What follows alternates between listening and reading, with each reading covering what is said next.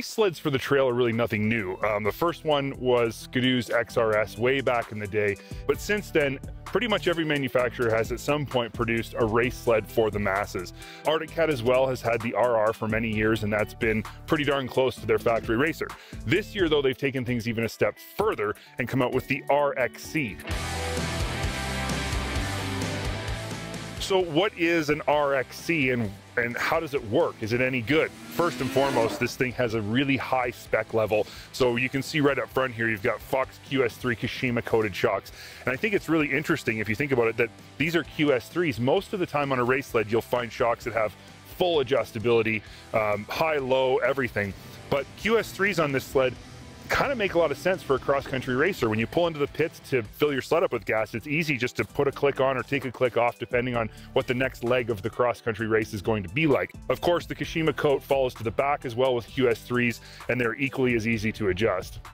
The next interesting thing about this sled that is actually kind of maybe one of the most interesting things in my opinion is that it actually has a 43.5-inch ski stance.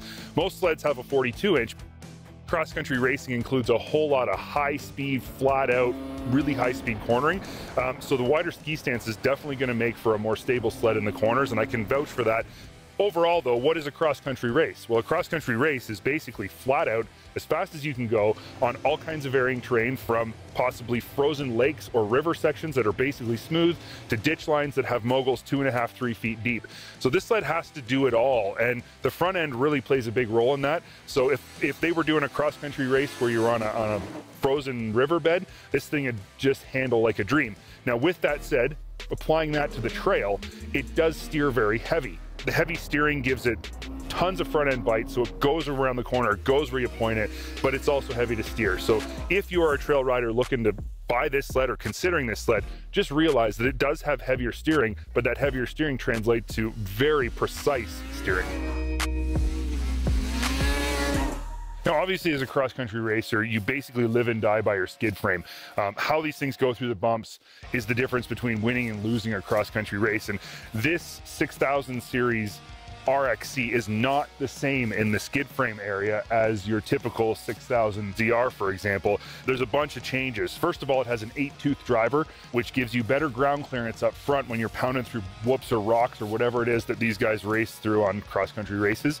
It has a 4-inch longer front arm, and it has a 4-wheel rear axle, which is kind of a big deal for strength.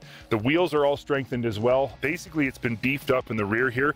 It also has a 7-position coupler block, which is pretty interesting and gives you a lot of tunability in the rear end as far as weight transfer. I can say this, I pounded this thing through whoops, bigger whoops than I've run through in quite a while, and I ran it as hard as I could go, and this skid frame absolutely works awesome. It sucked up those bumps, didn't kick me over the bars, didn't do anything weird, didn't make the sled go crazy and throw it around. It just stayed straight, tracked straight, and soaked up the biggest bumps as fast as I could push it. Of course, the next thing you're going to notice on this sled is this crazy seat, but there's actually more to it than meets the eye. When I first saw it, I thought, how am I going to sit on this thing? I'm going to be shoving myself down like this, and it's super uncomfortable. But that's not actually what this seat's for. Where you naturally sit is on the tall part, is on right here. This is where your butt normally sits anyway. But when you're cornering at high speeds and you really get yourself off the sled, that notch in the seat allows you to hook your leg even lower, which allows you to get even further off the side of the sled.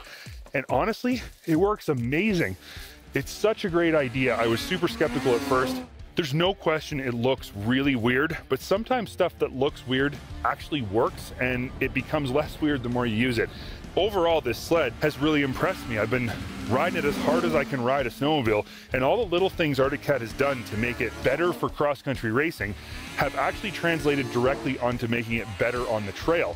Another interesting thing about this sled, though, that we definitely have to talk about is the motor, because this isn't your average 6000 Cat. First of all, this doesn't have anything to do with the engine itself, but it has a 12-pound lighter exhaust can on this sled, which is crazy when you think about it. It definitely sounds different. It's got a more throaty, kind of raspy noise to it. It's louder. Sounds great, actually screams up top. So that's a huge deal. That's a big chunk of weight savings. And also, they've used that opportunity to pull a little bit more power to the engine and tune it. given a maybe freer flow or exhaust. But what's different about the engine in terms of how it works? It's very different. This sled is kind of like a light switch in terms of power. From idle up to 6,800 to 6,900 RPM, the power is actually very smooth and manageable and controllable, though it feels very, very soft on the power. As soon as you hit 7,000 RPM though, it's like somebody flicks a switch and the engine just screams. It's actually kind of weird to ride because you don't have to give it any more than about a millimeter more throttle when you're at 6,950. As soon as it hits 7,000, you're not actually giving it more throttle, it just takes off and goes. And so the main question that has to be answered here is simply this: is this a good trail sled, or does it make a good trail sled? And to be perfectly honest, I had low expectations for how good this sled would be on the trail when I first started riding it. But after putting miles on it, I'm gonna just go out on a limb and say that yes, this thing actually does make a pretty good trail sled. Definitely don't pass up this sled. Give it a serious look because, in my opinion, it may just be the perfect sled for you.